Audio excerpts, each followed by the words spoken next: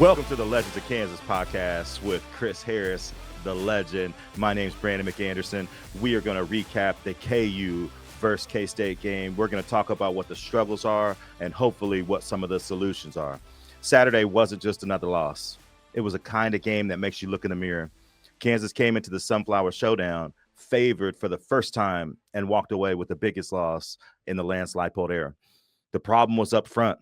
The offense that once bullied people on the ground to the tune of 200 yards per game last season is down to 130 yards a game this season, the lowest under Leipold at Kansas. In the last 3 games, that number has dropped to 93.3 yards. That's just not a dip. That's a crisis. The sack rate tells the same story. 8% on the year for Kansas, almost double what it was back in 2021 at 4.5%, which was the previous high. Over the last 3 games, Kansas had given up sacks on 12% of its dropbacks. You can't operate offense when you're not winning at the line of scrimmage. On defense, it's a mirror image. The Jayhawks are allowing 200 yards per game, the most since 2022, and 237 yards per game over the last 3. Add that to slow starts. Kansas is averaging 2.3 points in the first quarter over the last 3 games, and those came off of a K-State special teams fumble that led to points. You start to see a pattern where Kansas is not starting well, and in the fourth quarter of the last 3 games, Kansas has 0 points. So they're not starting well, they're not finishing well, but this team is not broken. I do think it's disconnected. Homecoming gives you a chance to find your rhythm again, to get back to who you are, and Oklahoma State is also struggling. So Kansas will have an opportunity to right that ship. But before we get there, we got to recap what happened in the game and talk about what's next for the Jayhawks. Chris, welcome to the show, first and foremost. You were in town. It was great to see you with the family and enjoying the game. Rough outing. Just talk about your perspective, what you saw in the game, and just what happened. I mean, I thought it was a great atmosphere, having all the fans there, seeing all the players come back, and you definitely want to see a better effort from the guys. And sometimes when you have the transfer portal and you have everything, a lot of guys moving around, the game might not mean as much to you as it might be to us, right, and the alumni guys. So when we see that type of effort, we kind of get discouraged a little bit. But just being on the sideline, those guys were trying. They were trying to get it right, trying to get things fixed. And sometimes games can go like that. You think you're going to come out hot. We get that turnover early. But then after that, that I think that fumble really killed us. That giving up that fumble score, allowing them to go up 14-7, and then we come out, don't do anything again on the next drive on offense, and they score again. That momentum right there, we just can't overcome it. We're not good enough to overcome that momentum right now, and that was pretty much the game for me. Big plays all over the field that K-State capitalized on, especially by number 1. What's his last name? Jace Brown. Brown was killing us. We didn't have anybody that could cover him or could run with him right now, and they took advantage of it. Yeah, it's similar to what Leipold talked about last year about they don't have a margin of error that would allow them to make mistakes the way that they're making them right now, especially the way they're starting these games. Chris, over the last 3 games, Kansas has been beat in the first quarter 46-7. They've only given up 102 points during that period of time. So they've almost given up half of the points in the first quarter. So it's just hard to play from behind. It's hard to find an offensive identity. It's hard to have to throw when you're not pass protecting. And it's kind of like all these things are feeding into some of these struggles. Well, what's the issue on that? Because, you said we're getting murdered in the first quarter, right? Yeah. So usually when we play, we always know that the coaches comes out with the best, your first 15 plays, right? Right. And we knew Coach Warner was going to dial some stuff up on his first 15. He might have something that you probably haven't seen, some new wrinkle, defensive wise. We used to come out something, defense that they might not have seen probably 4 or 5 weeks ago, on the first third down. Sometimes it's on the coaching on those parts. If it's the first quarter, let's look at the strategy in which we're going with. Is it the players? Are we not starting fast? Are we not bringing them something new in the first quarter? Are we being vanilla? What is it? Because we got to figure that issue out if we want to be able to win some games and finish strong. Yeah, and I think this is a more talented team than last year. I kind of feel like they are collectively more talented if you go by position by position. Now, they don't necessarily have a Kobe Bryant, a Melo Dotson that you can just throw out there outside, and that makes a difference. But I don't think they're more talented. You don't think as just overall? No, just watching them and seeing the skill position. Even what was our receiver last year? Luke Grimm. Luke Grimm. We don't have a Luke Grimm. Even though we have a guy that can take the top off with Henderson. We don't have a Grimm, a guy that's very reliable. To JD that he can throw. He knows he's going to be open. Right. Skinner was a problem too. Yeah. Right. We got to give. I think we had a little bit more talent. If you look at the corner wise, the safeties were better last year. Only thing I could probably say we're better at this year is probably the linebacker position. Yeah. And that's, but the corner wise, it's a very big drop off. Yeah. Safeties is a major drop off. Receivers, I think it's a drop off too. So, it's hard to say. Yeah, I get what you're saying. Yeah. I would say maybe I'm speaking from a pure talent perspective. Because you're talking about a receiving core last year, that trio had been together for 3-4 years. These guys had known each other incredibly well. And that makes a difference when you're in tough spots, when you need to finish, when you're in trouble and you're scrambling. Like there's a cohesion and a rhythm that they had that this group couldn't possibly have, just because there's so many new guys stepping in. And your question about what is it? Is it schematics? If you think about the last couple games, it's been both. It feels like it's been some self-inflicted stuff. You had the fumble on the second drive at Texas Tech. You had the drop by Keaton Quebeca on a first down catch.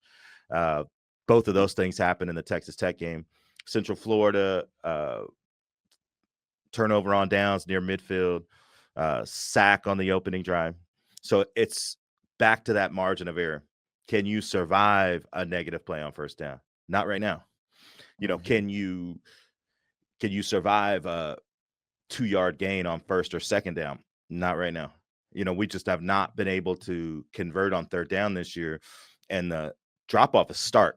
You're talking about a team that was converting over 50% of those third downs is now down to 30% and is 122nd in the nation. So it's not just a struggle relative to the Big 12. It's a struggle to everyone playing college football. And it's always going to be a struggle when you're in 3rd and 7+. I know as a DB, you lick your chops on 3rd and 7+, because now you can make a play. Now you're in the game. And that's where Kansas has not been able to overcome some of the struggles with O-line. Schematically, I went ahead and charted all the run plays just to get a feel for what they're doing and what they're struggling with. One of the things we talked about is just not having Devin Neal. And I say that because this duo system that they're running, the 3 double teams essentially up front, sometimes with a tight end seal, it essentially gives a running back a two-way go. For a guy that's elusive like Devin Neal, you saw him take advantage over and over and over, because he could play that cat and mouse, play that peekaboo, and then burst out to the outside. And Daniel's not that kind of player. He's a more straightforward player. And even when he's making you miss, it's more about getting you off balance than making you miss entirely. So I think there is a little bit of that from a schematic standpoint, that it's just that duo style of run was a better fit for Devin than it is for this set of backs. But I feel like Highshaw has to break like 3 tackles before he can get up the field anyways for a lot of the plays, right? Oh, yeah. He never gets like a clean hole. No. Devin at least has some clean holes. He had a couple, you know what I mean?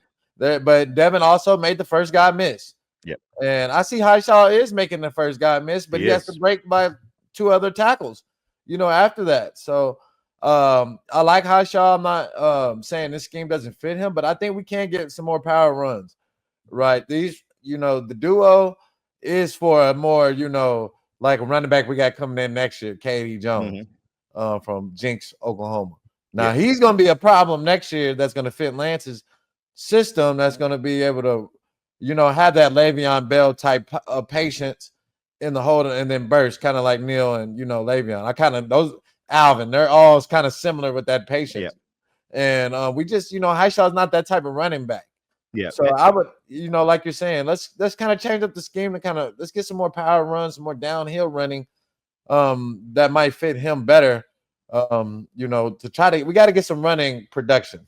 Yeah, and it's too simple to just talk about Highshaw's fit because, like you said, he can do these things. He is making people miss. He is breaking tackles. So what is it? I think one of the issues has been just up front. They just not played well. Bryce Foster was a first-team All Big 12 selection last year. He's not played at that level. Kobe Baines was a guy, I think the opening 3 games of the season, he was a top-rated guard in the country. He does not played well. They've had a hard time with that left guard spot with Amir Herring and a couple other guys. Calvin Clements has struggled at the point of attack, a younger player that just doesn't have enough weight and in his base right now to move people. And like you mentioned, duo is about moving people. And if you're not moving people, there's nowhere to go. And that's what you're seeing, especially with one of the things that's really struck me about running style is I was a true zone back. And I use my eyes and my posture to help my offensive line stretch guys out of gaps, have that idea that if I'm a 3 technique and it's a play side run, this guy could outrun me. But when you're running duo and you're running straight down the center, that guy can just anchor there because he knows I don't actually have to move. And if I'm in control and my hands are inside, I can actually just toss this guy and get off and make a play. And you're just seeing a lot of guys, as I charted it, it's like left guard, beat inside, running back, missed the cut, tight end power, tight end misses the lead side back, the front side backer. So it's a lot of self-inflicted, a lot lack of execution. And some of it, like you mentioned, is maybe time to try another scheme to see if what fits the offensive line and the running backs better. And the hard part about this is, this was coming off of a bye week. And these were problems that we had in the previous weeks. And this is a staff that I trust. And I'm excited to see some ways that maybe they can start to right this ship on the run game and start to figure out ways that they can get productivity on the ground. Because it always seems too simple to be like, man, JD really struggled, or this isn't a good fit, or this is a full team execution problem from run game to pass game, and they just have not been sharp enough. Let's flip the field. Let's talk about that defense where you're very well versed. Now we're very multiple on defense. We run a lot of sets, a lot of fronts, a lot of personnel groupings, and I'm curious if we're doing a little too much.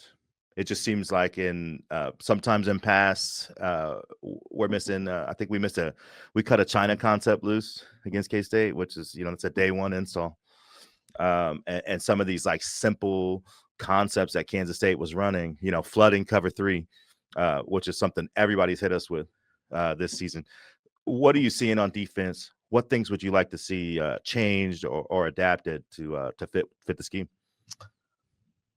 Man, that's the lack of execution. The scheme wise was kind of, I had a lot of questions on it, I'm trying to be, I don't want to be too harsh, or be too down on KU, but, just seeing, the way we played K-State, I think we were kind of timid. We weren't fast off the ball. The DNs were kind of thinking too much. They're running quarterback run or read, and our guys are, thinking like, who do I have? No, you should know who you have and go hit it. Right. And the linebacker scrapes and we're running. You know what I mean? We're not doing that. It's not, I see motioning and I don't see communication. It's just like guys are just playing and it's no talking. Corners just playing no man's land, no technique. Safeties, no, we have no playmaker back there right now. And you got to have some guys that can communicate and be playmakers in college at the safety position. It's very crucial in the college game. And because they do a lot of motionings, a lot of weird formations, and the game's wide open. You got to be able to tackle in space, right? Our linebackers were just hitting the holes, and they weren't waiting. They were running duos, and our linebackers were just shooting one of the gaps, and they were choosing the other gap and running Yep. through it. It was a lot of issues. We have a lot of issues on defense. That I wish I was there to kind of help. From just saying, but a lot of issues that got to get cleaned up, and we got to hurry up. We got to get it cleaned up fast. Yeah. I wish we could have blitzed this guy all game. I wish we could have heated this dude up. If we're going to give up yards anyways, we might as well blitz this guy. And, we played a lot of cover too. I'm very surprised playing a lot of cover. That shows me our coach does not believe in our secondary right there to play a lot of coverage like that. So I was watching very closely. And just defensive-wise, we got a lot of things to work on. We don't have an identity, a lot of things, man. And hopefully we can get it cleaned up for the rest of the year. Yeah. And, DK is a first-year defensive coordinator, and he's going to take his lumps. And it's not going to be easy. So he's going to have to adapt and figure out things that fit the scheme and things to start to get some of this turned around. Now, from your perspective, we talked about the execution on offense and the lack thereof, and I went into depth with some of those points. Now, when we see that zone read, like you mentioned, where there's confusion about when to attack, what to attack, how does that get sorted out midseason? Because you played through a similar stretch. In 2009, you guys started 5-0, and then you were 5-2, and everything was, some couple close losses. Nothing had really happened crazy or anything like that. You drop one to Texas Tech, you drop one to Kansas State. Now you're at 5-4. What do you wish could have happened for that team to right the ship, and what do you hope to see for this team that's in a similar place right now? Man, we just couldn't close out games, and that was the issue with that team. But with this team, it's just they have a lot to fight for. A lot of these guys are fighting for. A lot of times college football is a year-to-year contract, right? You're fighting to still be on this team. You're fighting to show that you belong here. So right there, you got to fight for your name, and then you got to show that. I think these guys do get along. I think they do have a, I see you do. That's what I want to see. I want to see the relationships. I've seen that, on the sideline. I wish we can get a little bit more fiery, and get a little bit more enthusiasm over there, but. I do believe they do like each other there. So that's the one thing. You got to have a team that likes each other, and I think that's why we won, right? We had a lot of guys, a lot of great relationships there. That's the first thing. But we got to get an identity. We got to know when we turn on the TV, okay, we know KU, they're going to blitz, they're going to play man, they're going to be scrappy. That's their identity. Right now, what is the identity? Right. When you turn on the Kansas defense. When I turn on Texas Tech, I know them boys are coming off the edge. Right. I know they're bringing some pressure. Right. They're going to have different looks. I'm not getting that right now, and I think so that just shows me we're still kind of searching to see what we have. And I know we have guys that are talented and have the ability to do it. I'm looking at the size of these corners that we have. They're big corners, right? These guys are 6'1" that can run but right now they're just kind of second guessing themselves. Yeah, there's some hesitation for sure, especially on the defensive side, but you see some of that on the offensive side as well. But like you mentioned, all is not lost. This is a good team. This is a connected team. You hear the stories about peer leadership and the things that they want to do and the things they want to create. And you mentioned playing year to year, but you want to play football, you want to play pro football, you got to win. You got to be on a winning team. That makes a huge difference in terms of how you're evaluated. And I always draw back to our Orange Bowl team who had 6 people drafted, 3 other people signed free agent contracts. It's not because we drink the juice. It's because we won 12 games. When you win games, that appeals to the pro. They want winners, and these guys can be winners. And then I think they can get off of this snide and start to get this thing redirected towards a win. And this is a good opportunity to do it. You got a team in Oklahoma State coming in that's on an interim coach, has a bunch of quarterback problems, has a familiar face at DC that we both know well, Clint Bowen, who's got that defense playing better. So that's going to be a challenge. I hope people realize that this is not a bad roster at Oklahoma State. These are not bad players. These are good players. They're just going through something. So it's not as if they can't win. Oklahoma State can win. in Lawrence. So Kansas is going to have to be good. They're going to have to be connected, and they're going to have to figure out some of these things with execution, some of these things with schematics to start to get it turned. Now, what does that look like right now for a 4-0 finish to the season, for the potential to be 8-4, vie for a good bowl game? Just, we've talked about the stats. We've talked about where they're down.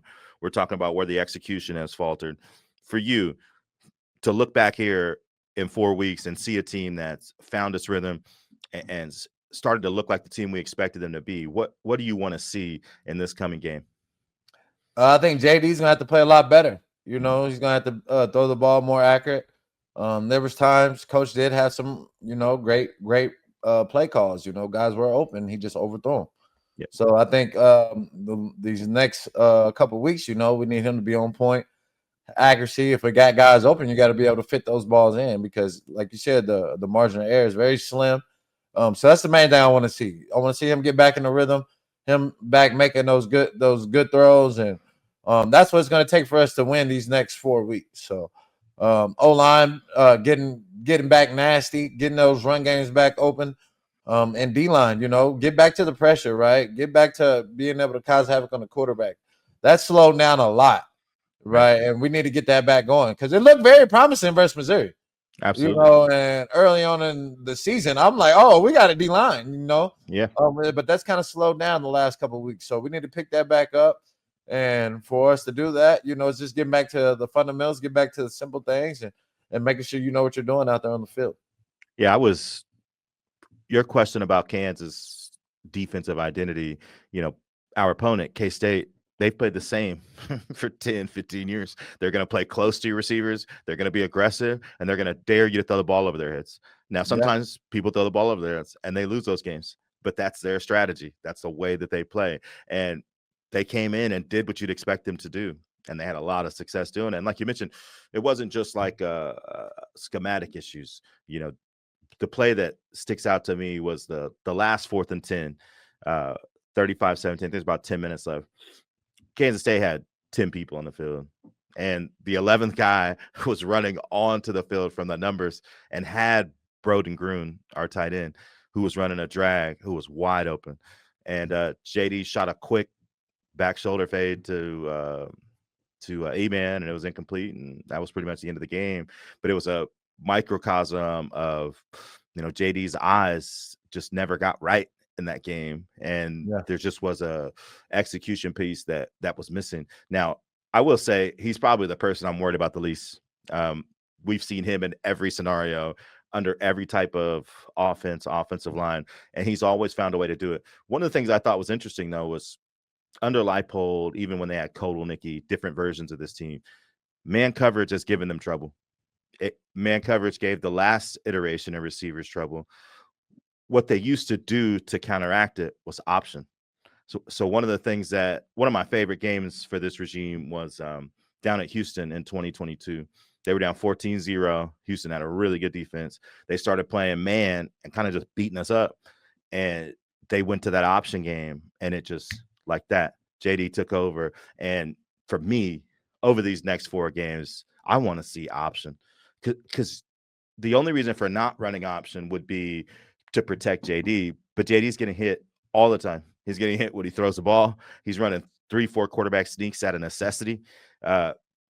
Scrambling. I think he had 9 carries for 59 yards. He was a big factor running the football. So we're at the point of the season where his physical protection is not realistic. So what's the thing that he does best? Option. This guy can really run option. He can really see it. He can really distribute it. And they got weapons. It changes the way they play. Like, one of the staples for this team has been that fake option throwback. You've seen it work over and over again with Jason Bean, with JD. We ran it in that game. We got sacked, and we don't run option anymore. So I know when they see that speed option look, they know it's going to be a pass. And I just would like to see some of the option requires you to play assignment sound football. And like you mentioned, identity. One of the things about Kansas football under Leipold has been them forcing teams to play sound football, not with just the motions, but with options, with hurry up, where they would get a big play, hit those tight ends down the middle. It was a constant test of your eye discipline, constant test of your gap discipline. And this Well, it year looks like hasn't we been might that. have the OC back. Well, he might get a head coaching job. Well, it's gonna be so many jobs open. Oh, but man. I wouldn't be surprised if he comes back. It would not be surprised at all. And so I know for me, for Kansas to take that next step to start to push forward and put themselves back in this, I think option would be a big part of that. And to your point about pressure, this is a team that has had, starting with Lonnie Phelps, has basically had a first or second team edge every year. Mm-hmm. And this year we're not, Leroy's had production and he's been good in spots, really good in spots. So I'm not giving up on these guys. There's plenty there, but somebody is going to have to make a surge over these next 4 games. If you had to pick a guy to kind of lead the surge on the defensive line, who would you pick? Just looking at those boys, I would say Leroy is probably the most athletic guy that we got, size wise. But he's still thinking. He's still learning the game, and young player, still young. And once he gets it, he's going to be a problem, right? I think he has a lot of promise. Definitely talented. I like the linebackers. I think we have 2 nice linebackers. We got to learn we can use them even more. Right, we can blitz them out of nowhere, a double A gap. I mean, it's a lot of games when you have linebackers like that you can play. Twist them. You can do a lot, man, and that's what I want to see. I want to see those 3 guys take over. I need a safety to step up. Right, last year we had Lassner. Right, we had Lassner. Who was our safeties? Lassner. Because last year we had Marvin Grant.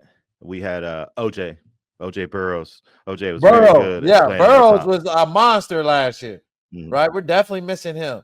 So we need somebody to step up in that, in the middle of the field.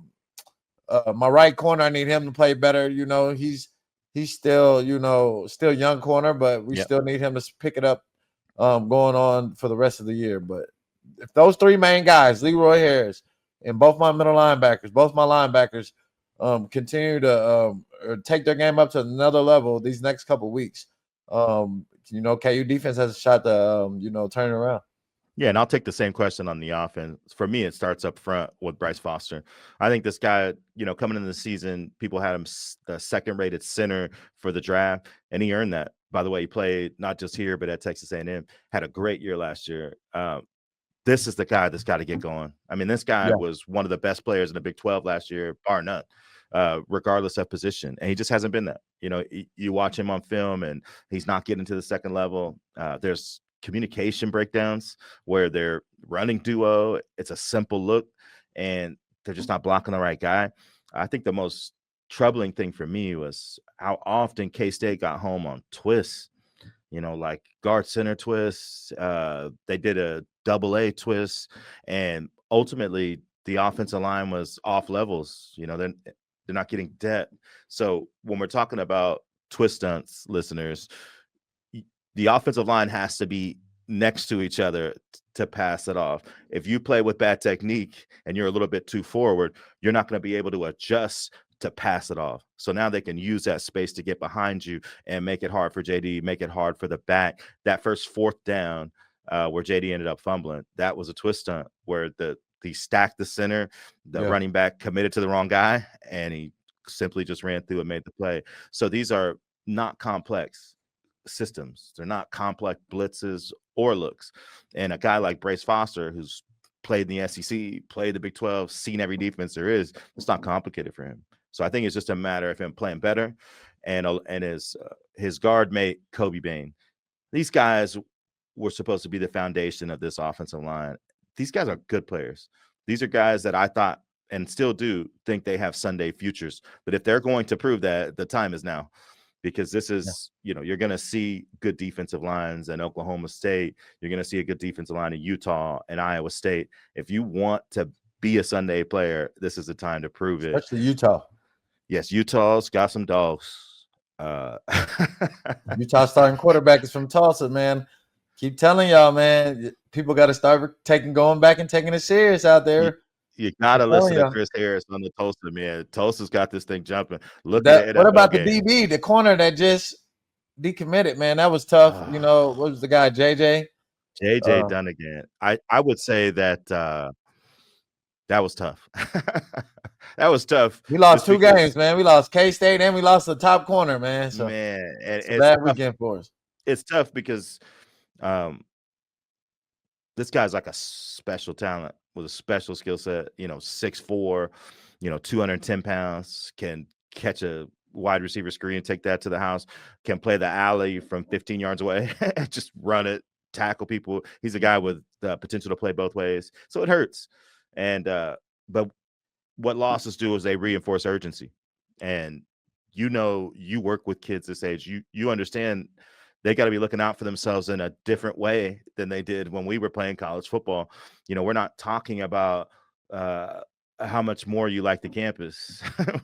we're talking about your professional football future. You're talking about money right now, not per diem. We're talking about life-changing money for these top 100 guys, these top 125 guys. And that's what this guy is. And he's got to look at everything in a different way. I'm sure he loves this place. I'm sure this is the right fit schematically for him, but this guy's got other things to consider. Yeah. Yeah. And, you got to win. The pressure is on these coaches, right? The buyouts. I mean, these people don't care anymore. Right. We're seeing LSU coach getting bought out, Wow. Penn State, UCLA, all these guys, there's spots everywhere. Oklahoma State, Mike Gundy, been there 20-something, 30 years. All these guys, the season is not even over yet. Right. It's already big national schools open already. Right. So I think it's pressure on Leipold too. Sad. Yeah. Sad to say, but hey, you got to win this game versus Oklahoma State at home. This is a must-win for the Jayhawks this week, so they got to get it done. Yeah, man, there is a lot of pressure. That was a rough loss, like I said, like he said, and this isn't a guy that speaks in hyperbole. Leipold said this was a huge step back, and they're going to need to take a huge step forward to try to relieve this pressure just across the program in general and get back on track. Because an 8-4 season is still in play. There's not a game on their schedule that they can't win, but there is not a game on their schedule they can win if they execute and play the way that they did last Saturday against Kansas State, which was just a tough one. Well, thanks for joining us again on the Legends of Kansas podcast. I'm Brandon McAnderson. That's Chris Harris. We'll catch you next week.